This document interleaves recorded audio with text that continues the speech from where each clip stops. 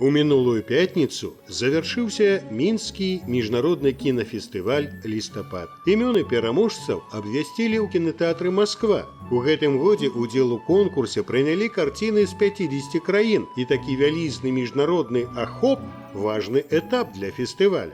Возможность открывать все окна, открывать все форточки, открывать все двери и давать возможность мировой кинематографии вливаться и сливаться, в том числе и с нашей средой. Это очень помогает и нашей индустрии.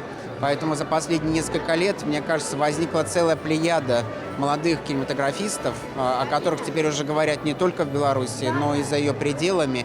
И в некотором смысле хочется верить, что «Листопад» тоже приложил к этому руку. Гран-пры «Золата лістапада» за лепшы фільм у гэтым годзе дастаўся украінскай стужцы «Атлантыда» рэжысёра Валянціна Васяновіча. У конкурсе дакументальнага кіно галоўны прыз атрымала кітайская карціна «Наша машына часу» рэжысёры Ян Сунь і Сі Лео Чан. Міжнароднае журы кінапрэсы «Фіпрэсі» адзначыла аўстрыйскі фільм «Ліліан» рэжысёра Андрэаса Хорвата. Гледачы ж лепшым ігравым фільмам назвалі сумесную польска-французскую стужку «Цела Божие» Яна Комаса. Асобна спецыяльнымі прызамі былі адзначаны польскі рэжысёр Кшыштаф Занусі за захаванне і развіццё традыцый духоўнасці ў кінамастацтве і кітайскі рэжысёр і сцэнарыст фільма «Ушу сирота» Хуан Хуан. Надеюсь, что мы на пути к 27-му, и мне хочется, чтобы то послевкусие хорошего настроения этого года, оно